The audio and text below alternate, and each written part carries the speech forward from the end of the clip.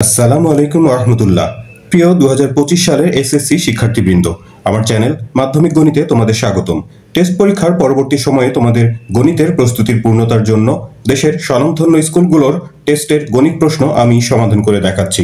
আজকের এই পর্বে জামালপুর জিলা স্কুল জামালপুরের গণিত প্রশ্নের বহু নির্বাচনী অংশ নিয়ে আলোচনা করছি।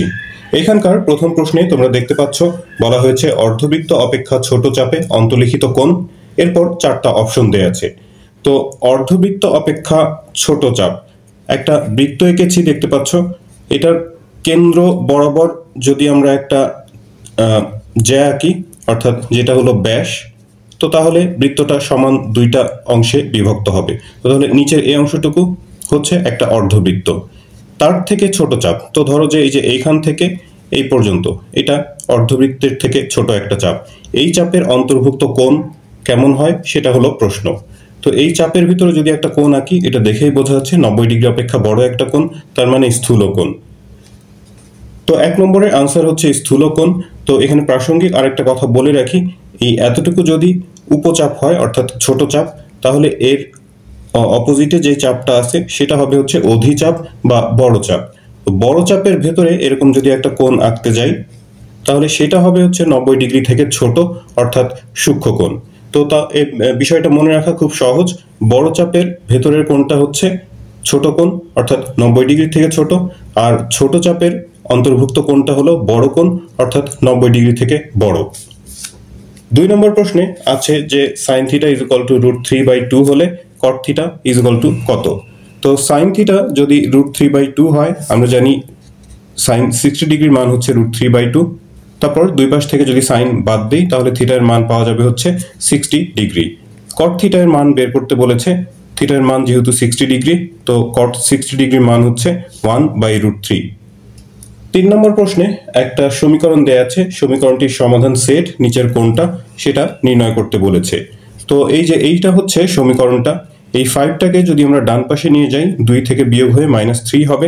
এরপর এই রুট ওঠানোর জন্য আমরা যদি উভয় পক্ষে বর্গ করি, এ পাশের রুট ওভারটা উঠে যাবে, আর ডান পাশে -3 এর বর্গ করে হবে হচ্ছে 9।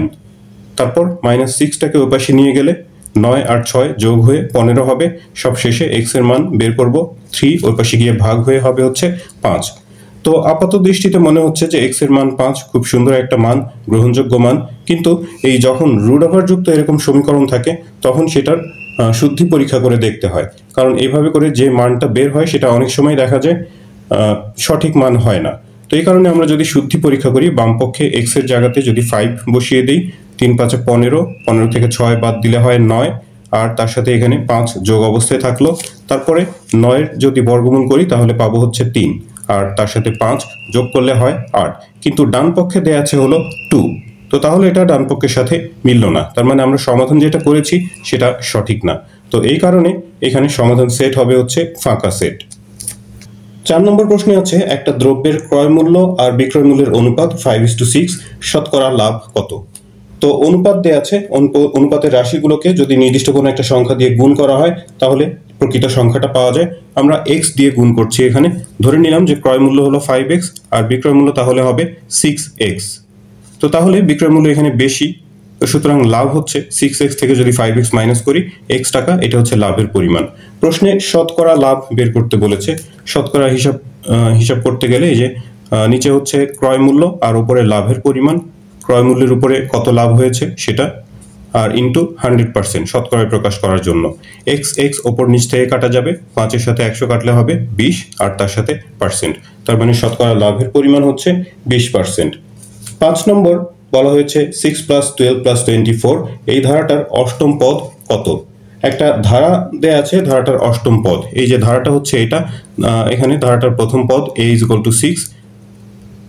এখানে ধারাটা দেখেই বোঝা যাচ্ছে পাশাপাশি দুইটা পদের ভাগফল এখানে একরকম হবে। 12কে 6 দিয়ে ভাগ করলে 2, 24কে 12 দিয়ে ভাগ করলে 2, তার মানে এটা গুণোত্তর ধারা, আর এখানে সাধারণ অনুপাত হচ্ছে 2। তো ধারাটার অষ্টম পদ নির্ণয় করতে বলা হয়েছে। সূত্র জানি আমরা ar⁻n-1, এক্ষেত্রে অষ্টম পদের বেলাতে 8 - 1 অর্থাৎ 7। a আর r এর মান বসিয়ে দেওয়া হয়েছে। 2 এর উপর 7 পাওয়ার দিলে 128 হয়, আর তার সাথে যদি এই যে সামনের 6 গুণ করে দেওয়া হয় তাহলে পাবো 768। 5 নম্বর হলো এরপর 6 নম্বর প্রশ্নে u2 is equal two -2, x2 is equal two 12 আর হচ্ছে h ইজ ইকুয়াল টু 4 হলে অনুমিত গড় a ইজ ইকুয়াল টু কত। তো এটা খুবই অপ্রচলিত একটা সূত্র ব্যবহার করে এটা করতে হবে। ধাপ বিচ্যুতি, আমরা যে পরিসংখ্যানে ধাপ বিচ্যুতি বের করি সংক্ষিপ্ত পদ্ধতিতে গড় নির্ণয় করার সময়, সেখানে ধাপ বিচ্যুতি আমরা কোনো রকম হিসাব কিতাব না করে ধাপ বিচ্যুতি বের করে ফেলি, কিন্তু আসলে ধাপ বিচ্যুতি বের করার একটা সূত্র আছে। তো সেই সূত্রটা হচ্ছে এই যে এইরকম ইউআই দিয়ে ধাপ বিচ্যুতি বোঝায়। তো এখানে প্রশ্নে u2 বোঝানো হয়েছে, তার মানে হচ্ছে 2 নম্বর শ্রেণীর ধাপ বিচ্যুতি, এটা 2 দিয়ে এটা 2 নম্বর শ্রেণী বোঝানো হয়েছে। তো সূত্রটা এখানে xi minus a divided by h এরকম হয় ধাপ বিচ্যুতি সূত্র। তো যেহেতু u2 দেওয়া হয়েছে এখানে x2, তো আমরা সেভাবেই সূত্রটা লিখেছি। প্রশ্নে u2 এর মান দেওয়া আছে হলো -2, অর্থাৎ ধাপ বিচ্যুতি হচ্ছে -2, x2 মানে হচ্ছে ওই শ্রেণীর মধ্যমান, সেটা হলো 12, আর h হচ্ছে 4, h মানে হচ্ছে শ্রেণী ব্যবধান। অনুমিত গড় a ইজ ইকুয়াল টু কত, এই যে সূত্রের মধ্যে যে a অনুমিত গড় বোঝায়, a দিয়ে সেই a এর মান বের করতে বলেছে। তো এখানে u2 এর মান, তারপর x2 এর মান, h এর মান, এই সমস্ত মান বসানো হলো। তারপর যদি r গুণন করি 4 এ পাশে এসে -2 এর সাথে গুণ হয়ে -8, এ পাশে থাকলো 12 - a। এরপর যেহেতু আমরা a এর মান বের করব, এই ঋণাত্মক এটাকে বাম পাশে নিয়ে এসে সেটাকে প্লাস করি, আর -8 ওই পাশে গিয়ে 12 এর সাথে যোগ হয়ে a এর মান পাওয়া যাবে হচ্ছে 20। 7 নম্বর প্রশ্নটাতে বলা হয়েছে একটা আয়তক্ষেত্রের ঘূর্ণন কোণের পরিমাণ কত। আয়তক্ষেত্র আমরা জানি যে যার বিপরীত বাহুগুলো পরস্পর সমান আর প্রত্যেকটা কোণ হচ্ছে সমকোণ, সেটা হচ্ছে আয়তক্ষেত্র। তো এই যে এরকম একটা আয়তক্ষেত্রকে আমরা যদি ঠিক উল্টিয়ে, মানে এই যে এই বাহুটাকে যদি ঘুরিয়ে ওই পাশে নিয়ে যাই, ওপরে নিয়ে যাই, তাহলে এটা ঠিক আগের মতো অবস্থায় থাকবে। অর্থাৎ এইখান থেকে এই যে এতটুকু, অর্থাৎ পুরো উল্টো ঘুরিয়ে সেটা ওই আগের অবস্থানে ফিরে পাওয়া যাবে। তো তার মানে এটা হচ্ছে যে ঘূর্ণন কোণ হচ্ছে 180 ডিগ্রি। এটা সম্পূর্ণ ঘুরলে হচ্ছে 360 ডিগ্রি, কিন্তু এটা অর্ধেক ঘুরেই আবার পূর্বের অবস্থানে পূর্বের মতো মানে দেখতে লাগে। তো অর্ধেক, 360 এর অর্ধেক মানে হচ্ছে 180 ডিগ্রি, অর্থাৎ এটার ঘূর্ণন কোণ হচ্ছে 180 ডিগ্রি। তারপরে 8 নম্বর প্রশ্নে a plus 1/a is equal two 0 হলে √2 ইন্টু √a প্লাস 1/√a এর মান নির্ণয় করতে বলা হয়েছে। উদ্দীপকে এই যে এই সমীকরণটা দেয়া আছে, এখান থেকে আমরা এই a কে √a হোল স্কয়ার লিখতে পারি, আবার এই 1/a এটাকে লিখতে পারি 1/√a হোল স্কয়ার। ডান দিকে 0, এখন এটাকে a square plus b square ধরে সূত্রে ফেলি, a plus b whole square minus 2ab, ডান পাশে 0। তো এই -2টাকে ডান পাশে নিয়ে গেলে 2 হবে, একই সাথে যে এই পাশের যে স্কয়ারটা ছিল হোল স্কয়ার, সেটাকে যদি ডান পাশে নিয়ে যাই 2 এর বর্গমূল হবে। প্রশ্নে আমাদের এই যে এই অংশের সাথে একটা √2 গুণ অবস্থায় দিয়ে তার মান বের করতে বলা হয়েছে। আমরা উভয় পক্ষকে √2 দিয়ে গুণ করি। এই পাশে যদি √2 গুণ করা হয়, ডান পাশেও √2 গুণ করতে হবে। √2 এর সাথে আরেকটা √2 গুণ করা হলে সেটা 2 হয়ে যাবে। তো এটা হলো 8 নম্বর প্রশ্নের উত্তর। তারপর 9 নম্বর প্রশ্নে বলা হয়েছে সূর্যের উন্নতি কোণ 60 ডিগ্রি হলে 6√3 মিটার দৈর্ঘ্যের একটা খুঁটির ছায়ার দৈর্ঘ্য কত হবে। তো এমন একটা চিত্র এঁকেছি যার খুঁটির দৈর্ঘ্য বলা হয়েছে যে 6√3, সূর্যের উন্নতি কোণ হচ্ছে 60 ডিগ্রি, ছায়ার দৈর্ঘ্য বের করতে বলা হয়েছে। এই কোণের সাপেক্ষে এটা হচ্ছে লম্ব আর এটা ভূমি। লম্ব আর ভূমির মধ্যে আমরা জানি যে tan এর সম্পর্ক, তো সেই কারণে এখানে tan নেওয়া হয়েছে। কোণ হচ্ছে 60 degree, tan 60 is equal two লম্ব বাই ভূমি। 6√3 ভূমিটাকে x ধরে নিলাম, এটার মানই বের করতে হবে। tan 60 ডিগ্রির মান হচ্ছে √3, তারপর যদি আমরা r গুণন করি, x-টাকে এপাশে আর √3টাকে যদি এপাশে নিয়ে আসি, x এপাশে এসে গুণ হয়ে যাবে অর্থাৎ ওপরে, আর √3 এপাশে এসে ভাগ হবে অর্থাৎ নিচে। তারপর ওপর নিচ থেকে যদি এই যে √3 কেটে দিই, তাহলে x এর মান পাবো 6 মিটার, অর্থাৎ ছায়ার দৈর্ঘ্য হচ্ছে 6 মিটার। তারপরে 10 নম্বর প্রশ্নে x এর মান দেয়া আছে হলো √6, y ইজ ইকুয়াল টু √3 হলে x minus y whole square plus 2xy এর মান কত। তো উদ্দীপকে এই যে এরকম x ইজ ইকুয়াল টু √6 আর y এর মান √3 দেয়া আছে, আর এই যে এই রাশিটার মান বের করতে বলা হয়েছে। এখানে x মাইনাস y যে হোল স্কয়ার দেয়া আছে, এটাকে যদি আমরা সূত্র দিয়ে ভাঙি, a square plus b square minus 2ab, বা a square minus 2ab plus b square, একটু সাজিয়ে লিখেছি আমি একবারে, প্লাস এই যে পরের যে প্লাস 2xy আছে সেটা লেখা হলো। তো এই প্লাস 2xy আর মাইনাস 2xy এটা আমরা কেটে দিতে পারি। x এর মান √6 দেয়া আছে, যেহেতু স্কয়ার আছে এখানে স্কয়ার দেয়া হলো।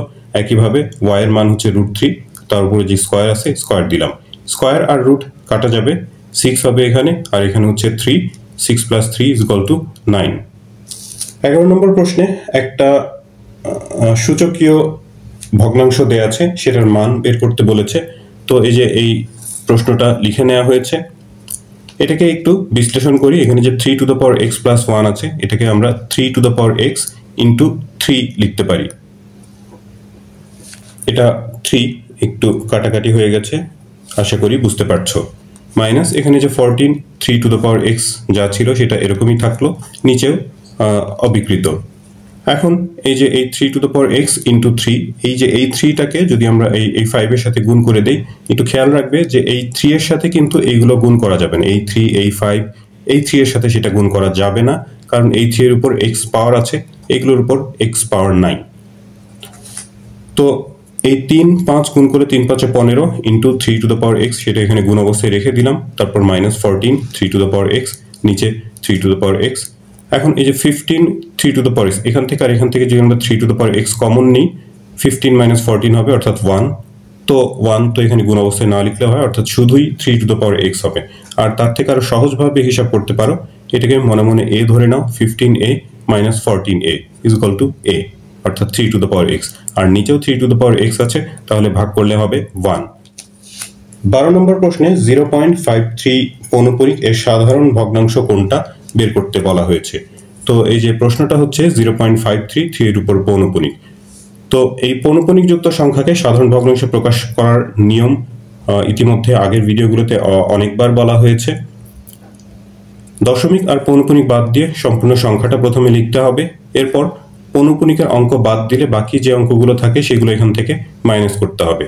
আর নিচে যে কয়টা অঙ্কের উপর পৌনঃপুনিক সে কয়টা 9, এখানে একটা অঙ্কের উপর পৌনঃপুনিক আছে, এই কারণে একটা 9 হয়েছে। আর দশমিকের পর যে কয়টা অনাবৃত্ত অঙ্ক, অর্থাৎ পৌনঃপুনিক ছাড়া যে কয়টা অঙ্ক থাকবে দশমিকের পরে, সে কয়টা 0। তাহলে ওপরে মাইনাস করলে হচ্ছে 48 হয়, আর নিচে হলো 90। এটাকে যদি আমরা 6 দিয়ে কাটাকাটি করি তাহলে 8/15 হবে, কিন্তু অপশনটা এইভাবে দেয়নি। আনসার দিয়েছে হলো এখানে 48 আর 90কে 2 দিয়ে কেটে একটু ছোট করেছে, এই যে 24/45, এটা হচ্ছে আনসার অপশনে দেয়া আছে। তো একটু কনফিউশনে ফেলার জন্য আসলে এইভাবে করে প্রশ্নটা দিয়েছে, আনসারটা দিয়েছে। তো এটাই সঠিক উত্তর। 13 নম্বর বলেছে যে f(x) = x⁴ - 7x³ - 5 হলে f(-1) কত। খুবই সহজ একটা প্রশ্ন। f(x) একটা x চলকের একটা রাশি দেয়া আছে, সেখানে f(-1) এর মান নির্ণয় করতে হবে। তো এখানে x এর পরিবর্তে -1 যদি বসিয়ে দেওয়া হয়, বসিয়ে হিসাব করলেই সেই মান পাওয়া যাবে। -1 এর উপর 4 পাওয়ার দিলে 1ই হবে, মাইনাসের উপর জোড় সংখ্যা পাওয়ার থাকলে সেটা প্লাস হয়ে যায়, আবার মাইনাসের উপর বিজোড় সংখ্যা পাওয়ার দিলে সেটা মাইনাসই থাকে, -1 হবে কিউব করলে, -1 আর -7 গুণ করলে +7 হয়ে যাবে। তো এখানে 7 আর 1 8, 8 থেকে 5 বিয়োগ করলে হবে 3। 13 নম্বর হলো 14 নম্বর প্রশ্নে একটা চিত্র দেয়া আছে, আর বলা হয়েছে যে কোণ BDE = কত। তো চিত্রটা এখানে একে নিয়ে নেওয়া হয়েছে। এই যে ABC এরকম একটা ত্রিভুজ, তার উদ্দীপকে আরো দেয়া আছে যে DE আর BC সমান্তরাল। এই যে এই DE আর BC হচ্ছে সমান্তরাল, আর BD হচ্ছে CF এর সমান্তরাল হবে। এখানে উদ্দীপকে মাঝখানে একটা দাগ দেয়া আছে, আসলে এটা সমান্তরাল চিহ্ন হবে, BD আর CF সমান্তরাল। তার মানে এই যে এই অংশটুকু হচ্ছে একটা সামান্তরিক ক্ষেত্র। এখানে এই যে এই কোণটার মান 60 ডিগ্রি চিত্রে দেয়া আছে, আর এই যে এই কোণটা হলো 50 ডিগ্রি। আমাদেরকে BDE কোণের মান বের করতে বলেছে। BDE হচ্ছে এই কোণটা। এখন এই কোণ কি করে বের করা সম্ভব? খেয়াল করো, এখানে যে 50 ডিগ্রি কোণটা দেয়া আছে, এই কোণের বিপ্রতীপ কোণ হচ্ছে এটা। তাহলে এটাও তাহলে 50 ডিগ্রি হবে, কারণ বিপ্রতীপ কোণ সমান হয়। তো এটা যদি 50 হয়, এটা 50, আর এই কোণটা হচ্ছে 60 ডিগ্রি। এই যে এই ADE যে ত্রিভুজ, এই ত্রিভুজের এটা হলো একটা বহিস্থ কোণ, যেটার মান বের করতে হবে। তো বহিস্থ কোণ অন্তস্থ বিপরীত কোণ দুইটার যোগফলের সমান, অর্থাৎ 60 আর 50 যোগ করে যা হয়। হ্যাঁ, একটা হচ্ছে DAE কোণ আর একটার নাম AED। এই দুটার মান 60 আর 50, যার যোগফল হচ্ছে 110। তো এটাই কোণ BDE এর মান।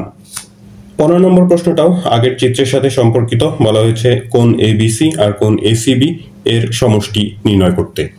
এ বি সি হচ্ছে যে এই কোণটা, আর এ সি বি হলো এই কোণ। তো ওপরে 60 ডিগ্রি দেয়া আছে এই যে ওপরের এই কোণটা।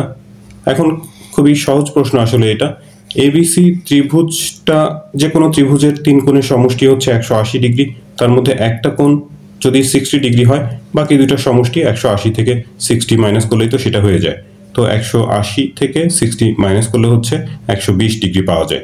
তো এটাই 15 নম্বর প্রশ্নের উত্তর।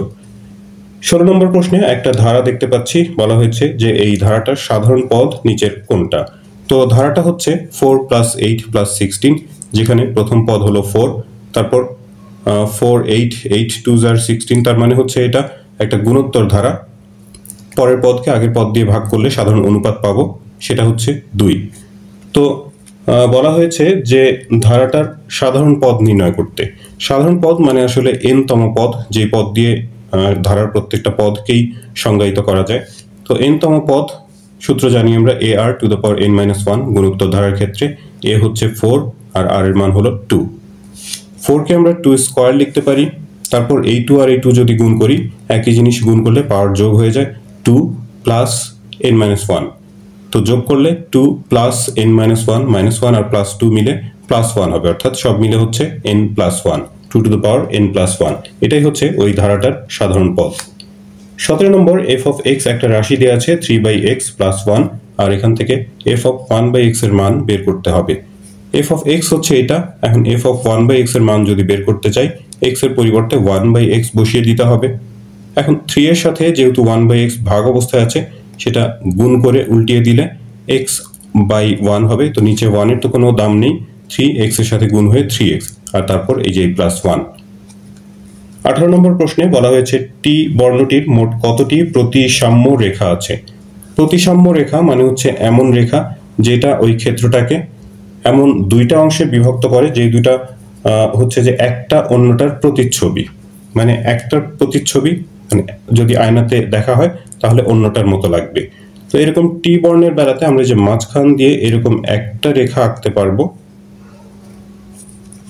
একটা রেখা আঁকলে এই টি বর্ণটা যে দুইটা ভাগে ভাগ হবে, সেই দুইটা দেখতে একই রকম, একটার প্রতিচ্ছবি অন্যটা হবে। তাহলে এরকম একটাই রেখা পাওয়া যাবে যেটা ওই টি বর্ণটাকে সমান দুইটা মানে একই রকম দুইটা অংশে বিভক্ত করে। তার মানে এটার প্রতিসাম্য রেখা হচ্ছে একটা। 19 নম্বর, একটা সমীকরণ দেয়া আছে a² + 1/a² = 5। তারপর এখানে তিনটা অপশন দেয়া আছে, কোনটা কোনটা সঠিক সেটা আমাদের নির্ণয় করতে হবে। তো যেই তথ্য দেয়া আছে a² + 1/a² = 5, এখান থেকে আমরা একটু হিসাব করলাম। a² + b² সূত্রানুসারে a + b² - 2ab লিখতে পারি। -2টাকে ডান পাশে নিয়ে যদি 5 এর সাথে যোগ করে দেই, তাহলে a + 1/a² এর মান পাই হচ্ছে 7। এটাই আমাদের 1 নম্বর অপশনে আছে, তার মানে 1 নম্বর অপশনটা সঠিক। এরপর আবার এই যে এই উদ্দীপকের যে তথ্য, এখান থেকে আমরা সূত্রটা এইভাবে করেও প্রয়োগ করতে পারি। এখানে মাঝখানে মাইনাস, তাহলে এখানে প্লাস হবে a - b² + 2ab। ডান পাশে তো 5 আছে, তো এইবার এই +2 ওই পাশে গিয়ে 5 থেকে বিয়োগ হয়ে হবে হচ্ছে 3। তাহলে এটা 2 নম্বর অপশনের সাথে মিলে যায়, তো 2 নম্বর অপশনটাও সঠিক। তারপর এই উদ্দীপকের তথ্য, সেটাকে যদি আমরা বর্গ করি, উভয় পক্ষে বর্গ করা হলো, বর্গ করলে a⁴ হয়ে যাবে a²²। তারপর এখানে 2ab + b² অর্থাৎ 1/a², তার উপর স্কয়ার, তো সেটা 1/a⁴ হয়ে যাবে। ডান পাশে বর্গ করে হবে হচ্ছে 25। এখানে এই যে +2টা, এটাকে যদি ডান পাশে নিয়ে 25 থেকে বিয়োগ করে দেই, তাহলে পাওয়া যাবে 23। a⁴ + 1/a⁴ এর মান হচ্ছে 23, যেটা 3 নম্বর অপশনের সাথে মিলে যায়। তো তাহলে 19 নম্বরের 1 2 3 তিনটা অপশনই সঠিক। তারপরে 20 নম্বর প্রশ্নে চিত্র দেয়া আছে। অপশনের পরে আসলে চিত্র একটু খেয়াল করো। θ = 30 ডিগ্রি এরকম একটা অপশন দেয়া আছে। আচ্ছা, প্রথমে আমি চিত্রটা এঁকে নিয়েছি। MNO এরকম একটা চিত্র দেয়া আছে। এই কোণটাকে θ দিয়ে চিহ্নিত করা, এই বাহু 1 আর এটাকে √3 দিয়ে, এটা দৈর্ঘ্য হচ্ছে √3 উদ্দীপকে দেয়া আছে, চিত্রের মধ্যে দেয়া আছে। এখন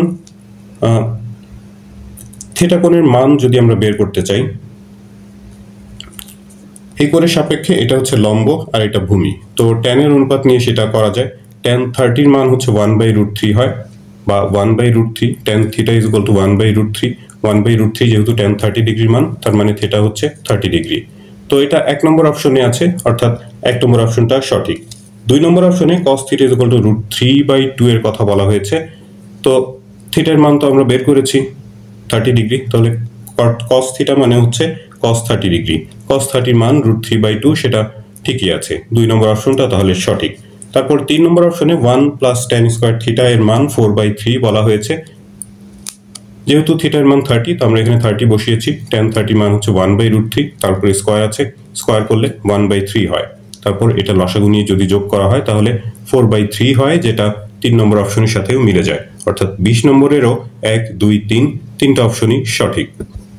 পরের প্রশ্ন 21 নম্বর, এ সেটের উপসেট সংখ্যা 32 হলে এ সেটের উপাদান সংখ্যা কত? তো আমরা উপসেট সংখ্যা বের করার একটা সূত্র জানি, 2n, যেখানে n দিয়ে ওই মূল সেটটার উপাদান সংখ্যা বোঝায়। তো এখানে উপসেট সংখ্যা দেয়া আছে হলো 32, যেখানে n হচ্ছে মূল সেটের উপাদান সংখ্যা। তো 2n আর 32 কে আমরা লিখতে পারি 2⁵। দুই পাশ থেকে যদি ভিত্তি 2 বাদ দিয়ে দেই তাহলে n এর মান পাবো হচ্ছে 5। তার মানে এ সেটের উপাদান সংখ্যা হলো 5টা। 22 নম্বর, সুষম পঞ্চভুজের একটা শীর্ষকোণ কত ডিগ্রি বের করতে হবে। তো এরকম সুষম বহুভুজের শীর্ষকোণ বের করার সূত্র θ = 180 - 360/n। এই সূত্রটা একটু খেয়াল রাখবা তোমরা। এমনিতে মানে বড় প্রশ্ন করার জন্য এরকম মানে এই সূত্র প্রয়োজন হয় না, কিন্তু এমসিকিউতে প্রায়ই এরকম একটা প্রশ্ন থাকে। তো এখানে n হচ্ছে বাহুর সংখ্যা, যেহেতু পঞ্চভুজ বলেছে তার মানে n মানে হলো 5। তারপর এটা যদি ক্যালকুলেশন করি 360 5 দিয়ে ডিভাইড করলে 72 হয়, 180 থেকে সেটা মাইনাস করলে হয় 108। 23 নম্বর বলা হচ্ছে -5 থেকে 5 পর্যন্ত পূর্ণ সংখ্যাগুলোর মধ্যক কত? -5 থেকে 5 পর্যন্ত যদি আমরা সংখ্যাগুলো একটু সিরিয়ালি লিখি, -5 একটু সংখ্যা রেখার কথা চিন্তা করে তারপরে লিখো, -5 এর পরে আছে হচ্ছে -4, তারপরে -3, মানে ছোট থেকে ক্রমাগত বড়ের দিকে যাচ্ছি, -2 -1 0 1 2 3 4 5। এই হচ্ছে -5 থেকে 5 পর্যন্ত সংখ্যাগুলো। এখন এইগুলোর মধ্যক নির্ণয় করতে বলা হয়েছে। তো এরকম অবিন্যস্ত উপাত্তের ক্ষেত্রে মধ্যক বের করতে গেলে আমরা জানি যে কোনো একটা ক্রমে সাজিয়ে নিতে হয়। তো এখানে তো ছোট থেকে বড় সাজানোই আছে। সাজিয়ে নিলে এখন এই যে এইখান থেকে যদি আমরা 5টা পদ প্রথম থেকে বাদ দিই, শেষের থেকেও 5টা পদ বাদ দিই, তাহলে মাঝখানে পাবো হচ্ছে ও। তো মধ্যক মানে মধ্যপদ, তো তার মানে ও 0, এই 0টাই হচ্ছে মধ্যক। তো মধ্যক হচ্ছে 0, আর মাঝখানে যদি 2টা পদ থাকে তখন সেই 2টার গড় করতে হয়, অর্থাৎ যোগ করে 2 দিয়ে ভাগ করতে হয়, তাহলেই মধ্যক পাওয়া যায়। তো এটা যখন আমরা বড় প্রশ্ন করি তখন সূত্র ব্যবহার করে করতে হয়, কিন্তু এখানে যেহেতু এমসিকিউ একটু শর্টকাট হিসাব করে দিলাম। 24 নম্বর বলা হয়েছে যে একটা বিষমবাহু চতুর্ভুজের 4টা কোণের সমষ্টি কত? চতুর্ভুজ যে কোনো ধরনের চতুর্ভুজ 4 কোণের সমষ্টি 360 ডিগ্রি হয়। এখানে কেবল বিষমবাহু, এই বিষমবাহু এর কথা বলে একটু কনফিউজড করে দিয়েছে। বিষমবাহু মানে হচ্ছে যার বাহু 4টা বাহু ভিন্ন ভিন্ন মাপের। তো চতুর্ভুজ আসলে যেমন চতুর্ভুজই হোক না কেন সেটার 4টা কোণের সমষ্টি 360 ডিগ্রি হবেই। 25 নম্বর বলা হয়েছে চিত্রে PQRS রম্বসের কর্ণ PR = 24 সেন্টিমিটার আর একটা কর্ণ QS = 10 সেন্টিমিটার। রম্বসটার বাহুর দৈর্ঘ্য কত? তো রম্বসটা এখানে এঁকে নেওয়া হয়েছে। এই যে PR, এই কর্ণটা হচ্ছে 24, আর এই যে QS, এটার দৈর্ঘ্য প্রশ্নে দেয়া আছে হলো 10। তো রম্বসের কর্ণদ্বয় পরস্পরকে হচ্ছে সমকোণে সমদ্বিখণ্ডিত করে, এরকম একটা তথ্য প্রায়ই আমাদের প্রয়োজন হয়, এটা একটু খেয়াল রাখতে হবে। তো তাহলে এই P থেকে আমরা এই ছেদ বিন্দুটাকে O ধরে নিচ্ছি, P থেকে O পর্যন্ত এতটুকু হবে হলো 24 এর অর্ধেক। এই যে PO = ½ × 24 অর্থাৎ 12। একইভাবে এই যে QO সেটা হবে হচ্ছে এই QS অর্থাৎ 10 এর অর্ধেক অর্থাৎ 5 সেন্টিমিটার। যেহেতু রম্বসের কর্ণ দুইটা পরস্পরকে সমকোণে সমদ্বিখণ্ডিত করে, তাহলে মাঝখানে এই যে এখানে যে 4টা কোণ উৎপন্ন হয়েছে প্রত্যেকটা কোণই সমকোণ হবে। তো তাহলে POQ এই কোণটাও সমকোণ, আর সমকোণের বিপরীত বাহু PQ সেটা হচ্ছে অতিভুজ। তো পিথাগোরাসের সূত্র অনুসারে আমরা পাবো PQ² = PO² + QO²। তো সেটা লেখা হয়েছে। তারপর এগুলোর মান যদি বসিয়ে দিই, PO মানে হচ্ছে 12 আর QO মানে হলো 5, স্কয়ার করে যদি যোগ করা হয় 169। তো এটা PQ² এর মান। তো সেখান থেকে PQ এর মান বের করতে গেলে স্কয়ারটাকে ডান পাশে নিয়ে যদি বর্গমূল করি তাহলে পাওয়া যাবে হচ্ছে 13। PQ এর মান বের হলো, তার মানে হচ্ছে রম্বসের একটা বাহুর দৈর্ঘ্য হচ্ছে 13 সেন্টিমিটার। 26 নম্বর প্রশ্নে বলা হয়েছে যে 25 নম্বর প্রশ্নের উদ্দীপক থেকে উত্তর দাও। তো 25 নম্বর যে প্রশ্নটা আমরা চিত্র এঁকে নিয়েছিলাম, সেই চিত্র ব্যবহার করেই হচ্ছে 26 নম্বর অ্যান্সার দিতে হবে। বলা হয়েছে যে পরিসীমা 52 সেন্টিমিটার। পি কিউ এর মান আমরা বের করেছিলাম হচ্ছে এই যে 13, তার মানে একটা বাহু 13। রম্বসে তো সবগুলো বাহুই সমান, তো 13 যদি 4 দিয়ে গুণ করি, 4টা সমান বাহু, 4 13 52, পরিসীমা 52 সেন্টিমিটার। তাহলে 1 নম্বর অপশনটা সঠিক। 2 নম্বর অপশনে বলা হয়েছে যে অভ্যন্তরে ত্রিভুজ পি ও কিউ এর ক্ষেত্রফল 30 বর্গ সেন্টিমিটার। পি ও কিউ যে ত্রিভুজটা পি ও কিউ, এই ত্রিভুজের এই বাহুটা এই মাঝখানে এই কোণটা যেহেতু লম্ব, তার মানে পি ও আর ও কিউ পরস্পর ভূমি আর উচ্চতা বিবেচনা করতে পারি।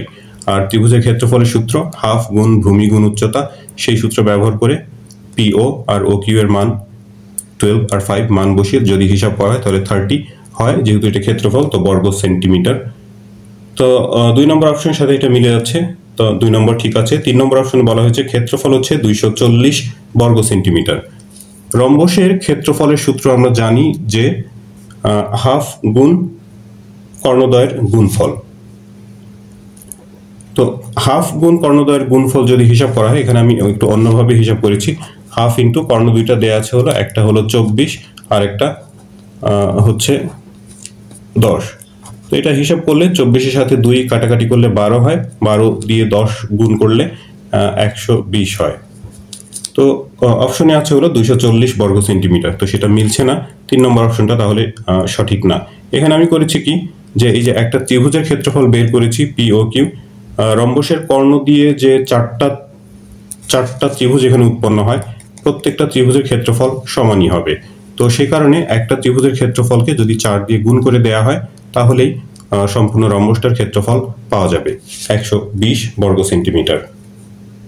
27 নম্বর প্রশ্নে চিত্রে বৃত্তের কেন্দ্র O R is equal to 3 centimetre আর P R is equal to 4 centimetre. O P এর দৈর্ঘ্য নির্ণয় করতে বলা হয়েছে। তো এই যে এরকম একটা উদ্দীপকে চিত্র দেয়া আছে, বৃত্ত, তার মধ্যে একটা ত্রিভুজ, ত্রিভুজের মধ্যেও আরো একটা ত্রিভুজ দেখা যাচ্ছে। তো এখানে ওপি এর মান বের করতে হবে। এখানে ও আর সেটা 3 আর পি আর সেটা দেয়া আছে হলো 4 সেন্টিমিটার। তো এই যে এটা হলো লম্ব হবে, যদিও এখানে এরকম কোনো তথ্য দেয়া নাই, কিন্তু এটা চিত্র দেখে আসলে বোঝা যাচ্ছে। তো এটা যদি লম্ব হয়, ও পি আর এটা একটা সমকোণী ত্রিভুজ, সমকোণী ত্রিভুজের ও পিটা হবে হচ্ছে অতিভুজ। তো অতিভুজের বর্গ অন্য দুই বাহুর বর্গের যোগফলের সমান। এই বর্গটাকে বা স্কোয়ারটাকে এই পাশে একবারে রুট ওভার দিয়ে লেখা হয়েছে। 4 স্কোয়ার প্লাস 3 স্কোয়ার হিসাব করলে 25 হয়, তার উপর যেহেতু রুট ওভার আছে তো সেটা 5 হয় সব, মানে সম্পূর্ণ হিসাব শেষে। 27 নম্বরের পর 28 নম্বর প্রশ্নটা এই উদ্দীপক থেকেই বলা হয়েছে। এখানে 3টা অপশন দেয়া আছে, চিত্রটায় সামনে রাখি। প্রথমে বলা হয়েছে পি কিউ এর সমদ্বিখণ্ডক ও আর। পি কিউ এর সমদ্বিখণ্ডক ও আর, সেটা ঠিকই আছে, কারণ এখানে আমরা ইতিমধ্যে যে এটাকে লম্ব ধরে নিয়ে বা এই যে এটা সমকোণ ধরে নিয়ে হিসাব করেছি। তো বৃত্তের কেন্দ্র থেকে জ্যায়ের উপর অঙ্কিত লম্ব জ্যাকে সমদ্বিখণ্ডিত করে। তো ঠিক আছে, তাহলে সেটা। এরপর বলেছে পি কিউ চাপের উপর দণ্ডায়মান বৃত্তস্থ কোণ হচ্ছে পি এস কিউ। এই যে পি কিউ হচ্ছে চাপ, সেই চাপের উপরকার দণ্ডায়মান, এই চাপের উপর দণ্ডায়মান বৃত্তস্থ কোণ। বৃত্তস্থ কোণে যে বৃত্তের উপরকার যে কোনো একটা বিন্দু যুক্ত করে দিলে যে কোণ তৈরি হবে সেটাই হচ্ছে বৃত্তস্থ কোণ। তো সেটা পি এস কিউ ঠিকই আছে। তারপর বলা হয়েছে যে পি কিউ লেস দেন ওপি plus O Q. P Q হচ্ছে যে এই বাহুটা, এটা ওপি প্লাস ও কিউ এর যোগফল থেকে তো ছোট হবেই, কারণ হচ্ছে যে এটা একটা ত্রিভুজ, ত্রিভুজের যে কোনো দুই বাহুর সমষ্টি তৃতীয় বাহুর থেকে বড় হয়। তো তৃতীয় বাহুটা তাহলে অন্য দুই বাহুর যোগফল থেকে ছোট। তো সেটাই 3 নম্বর অপশনে আছে। তো তার মানে এখানকার 1 2 3 তিনটা অপশনই সঠিক। 29 বলা হয়েছে কোন বৃত্তের অধিচাপের অন্তর্লিখিত কোণ। এরকম একটা প্রশ্ন এই মানে এই ভিডিওর প্রথমেই ছিল 1 নম্বরে। সেখানে অর্ধবৃত্ত অপেক্ষা ছোট চাপের কথা বলা হয়েছিল, অর্থাৎ উপচাপের কথা। সেখানে আমি অধিচাপের কথা বলেছিলাম। অধিচাপ হচ্ছে বড় চাপটা, এই যে বড় চাপ, অর্ধবৃত্তের থেকে বড় চাপ। তো সেই বড় চাপের ভেতরে অন্তর্ভুক্ত কোণ সেটা সূক্ষ্ম কোণ বা 90 ডিগ্রি অপেক্ষা ছোট কোণ হয়। তারপর 30 নম্বর প্রশ্নে আছে যে নিচের কোন শর্তে দুইটা সমীকরণের সাধারণ রূপ দেয়া আছে। বলা হয়েছে যে এই সমীকরণ দ্বয় নির্ভরশীল হবে। তো সমীকরণ দ্বয় যদি নির্ভরশীল হতে হয় তাহলে এক্স এর সহগ এর অনুপাত ওয়াই এর সহগের অনুপাত আর ধ্রুবক পদের অনুপাত সমান হতে হয়। তো এখানে এক্স আর এখানকার এক্স এর সহগ a1/a2 সহগের অনুপাত, তারপর ওয়াই এর সহগের অনুপাত হবে b1/b2 আর ধ্রুবপদ c1/c2 অনুপাত। তো দেখা যাচ্ছে মানে শর্ত জিজ্ঞেস করেছে, তো এই তিনটাই যদি সমান হয়, তিনটা অনুপাতই যদি সমান হয়, তো সেই ক্ষেত্রেই কেবল সমীকরণ দ্বয় পরস্পর নির্ভরশীল হয়। তো তার মানে এখানকার ক নম্বর অপশনটা সঠিক। তো শিক্ষার্থী বন্ধুরা, এই ভিডিওটা এখানেই শেষ করছি। এই ভিডিও থেকে তোমরা যদি উপকৃত হয়ে থাকো তাহলে চ্যানেলটি সাবস্ক্রাইব করার এবং বন্ধুদের সাথে শেয়ার করার অনুরোধ জানাচ্ছি। তোমরা সবাই ভালো থাকবে, প্রার্থনা তোমাদের সবার জন্য। আল্লাহ হাফেজ।